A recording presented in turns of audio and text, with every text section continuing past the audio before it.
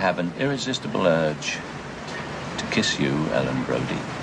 Welcome to Watch Mojo, and today we're looking at sequels so bad or misguided that they taint the story, if not the legacy, of the previous movies. Telling you, relationships based on extreme circumstances never work out. Number 10, Space Jam: A New Legacy. So, you want me, a talking cartoon bunny, to play with you, an NBA superstar, in a high-stakes basketball game? Sounds awfully familiar.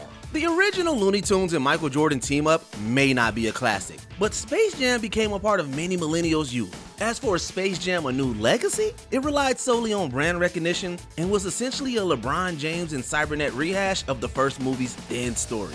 Come on, man. That's Michael B. Jordan, the actor.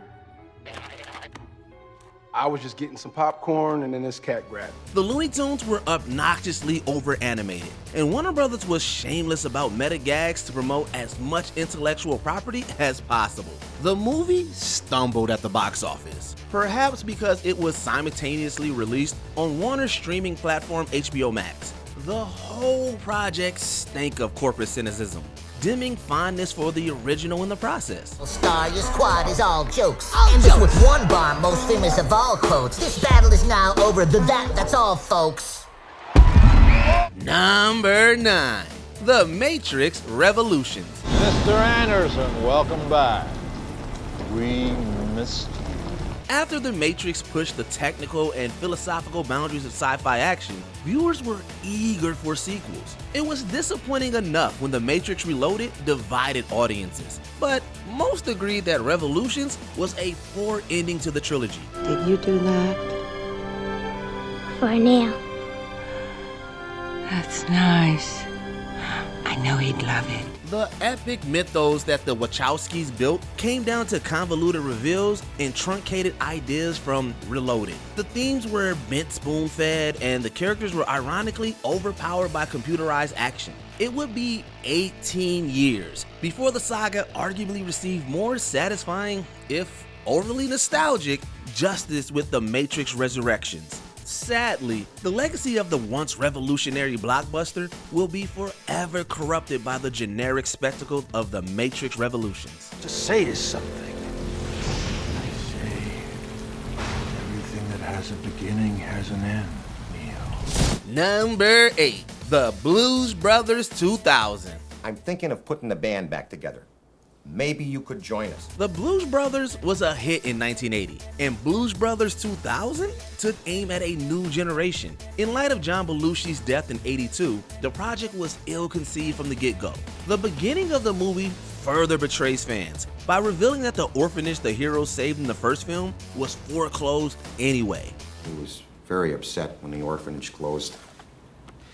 Curtis was the closest thing to a dad that Jake and I ever had. From there, it's nonsensical gags and action as Elwood Blues tries to revive his band without his late brother Jake. At least the soundtrack still jams. Other than that, Blues Brothers 2000 is just cacophony trying to hit the old high notes. What the box office bomb does with the first movie's story is just tone deaf. I think you need a hug.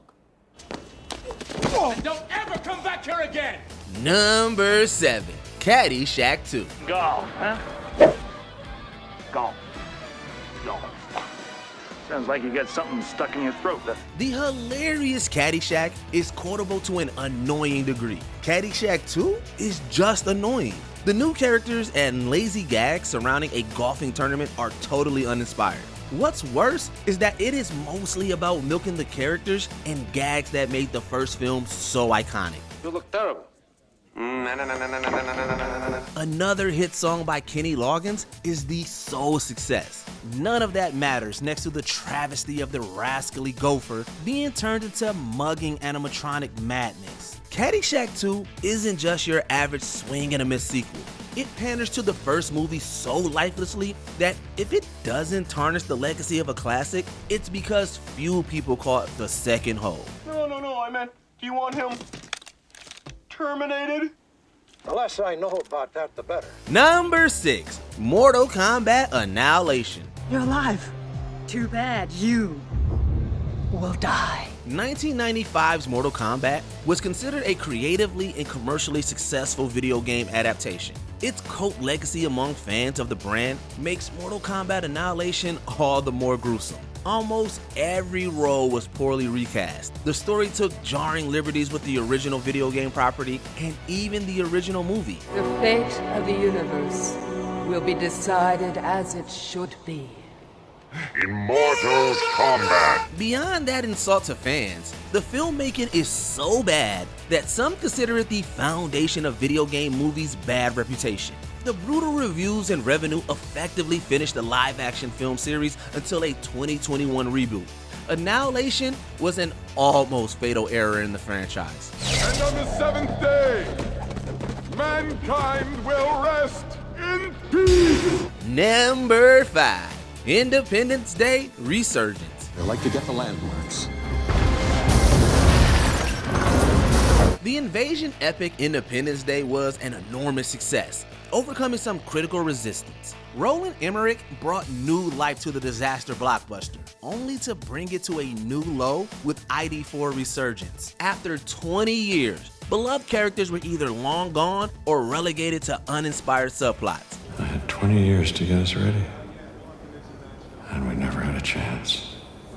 We didn't last time either. With humans reverse engineering alien technology to resist a second invasion, the movie was just about bloated special effects and filled with jingoist overtones. That can probably be said of the first ID4, but with all originality and vision stripped away, Resurgence highlights the original's worst qualities. Such a disappointing reception may have ended all promise of the tainted franchise's continuation. At any rate, even Emmerich admits that returning to his biggest hit was a mistake. That is definitely bigger than the last one. Number 4. Speed 2. Cruise Control. You don't even work on this ship. Oh God, I've been in worse situations than this, and panicking does not help, trust me. Speed suggested Keanu Reeves' taste in action, and turning down Speed 2 Cruise Control confirmed that taste. Sandra Bullock returns as a civilian hero who thwarts terrorists steering a cruise ship toward an oil tanker. Traditionally speaking, isn't it true that the captain goes down with the ship? It's basically the same premise as the first movie, with a new vehicle and much lower IQ, even with higher billing. Bullock's character sank lower in believability. Cruise Control was an uniquely lazy capitalization on a hit action movie, and the only real bomb in the movie was at the box office. As a dull and dumb betrayal of the first Speed's magic, Cruise Control is one of the worst sequels ever and tarnished the first film's legacy. Let's take a wrench and dump it into the engine and bust the transmission like a car, because I've done that. With all due respect, miss, this is not your car, this is a cruise liner. Number 3. Son of the Mask. So, you like games, huh? Well, you better watch out, because I've got a game that no one can beat me at. Super Twister! For 11 years, The Mask held a reputation as a cool pop culture staple, notable for Jim Carrey's breakout performance. With no need to revive the brand for a new generation, Son of the Mask only spoiled it. A cartoonist conceiving a child while wearing the mask of Loki was already an awkward setup for a family movie. Hello there, son. Been waiting to meet you for 9 months now. Behind the super baby hijinks and bad special effects, what little plot there is fumbled or over-explains the lore. It's one thing to further tone down the edge of the original comics, but Son of the Mask's attempt to turn it into outright family entertainment even kills the slick fun of Carrey's classic. Why aren't you screwing with my mind? Maybe I am just going crazy. Number 2. Jaws: The Revenge. Bloody hell. Get us started double time. The breath on that thing. You are alive. Oh, let's get out of here, Alan Brody. Oh. Steven Spielberg's Jaws was one of the defining modern blockbusters. With that, though, came the unnecessary sequels. Jaws 2 and Jaws 3D didn't have much beyond technical gimmicks, but Jaws: The Revenge completely failed in both spectacle and narrative. I've always wanted to make love to an angry welder. A dreamed of nothing else since I was a small boy. Original characters were sacrificed for the ludicrous concept of a vendetta by the first shark's descendant. This was still easier to stomach than waiting most of the movie for any action. This lack of suspense alone points to the studio's total disregard for the fans. There are many more reasons why Jaws: The Revenge is considered one of the worst films ever made. While Jaws is still recognized as one of the best, its influence on blockbusters sadly extends to the worst kind of Hollywood sequel. Get up mediocrity with fattening, you'd all be whales. Before we unveil our top pick, here are a few dishonorable mentions. Zoolander 2. Ben Stiller's supermodel returns with more glitz than actual satire. Which is why it pains me to say that effective immediately, I will retire from modeling and live alone as a hermit crab. I will now be anonymous and known only as Eric Toolander. Exorcist 2, The Heretic. A horror masterpiece loses its soul to a campy and convoluted mess. What's the matter with you? I was possessed by a demon. Oh, it's okay. He's gone. Dumb and Dumber 2. The heart of a buddy comedy classic is dumbed down to its lowest gags. Hey, Hare, you want to hear the second most annoying sound in the world? Sure.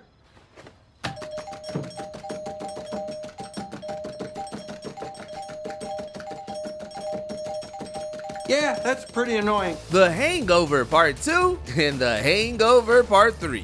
Memories of a one-time comedy classic faded with the headaches that came after. Phil gets it. Nothing worse than losing your phone. You just saw a man get murdered. Your brother-in-law is kidnapped. You sure there's nothing worse? You don't get it, Stu. You just don't get it.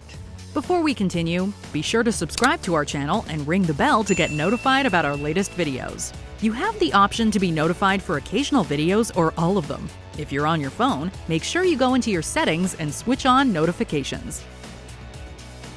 Number 1. Terminator Genesis. Goddamn time traveling robots covering up their goddamn tracks. Knew it. The liberal use of time travel definitely damages the Terminator saga. Fans stayed invested in the characters until Terminator Genesis sacrificed character for spectacle and convoluted storytelling. It was frustrating enough when Sarah Connor and a reformed T-800 traveled back to thwart the entire plot of the first movie. I've been waiting for you. But when John Connor was ousted as a Terminator, meant to sabotage his own resistance against Skynet, this twist casually obliterated the series' constant objective to protect John. The stakes and characters no longer felt consequential. Terminator Dark Fate tried to get things on track from Judgment Day, albeit with more mythos meddling. But with gimmicky retcons and lazy nostalgia, Terminator Genesis represents the most mechanical of Hollywood sequels. Hello, calories. It is nice to meet you. Are you kidding me? What are your least favorite follow-up films? Give us your opinion in the comments down below. I'll be back. What? Did you enjoy this video? Check out these other clips from WatchMojo, and be sure to subscribe and ring the bell to be notified about our latest videos.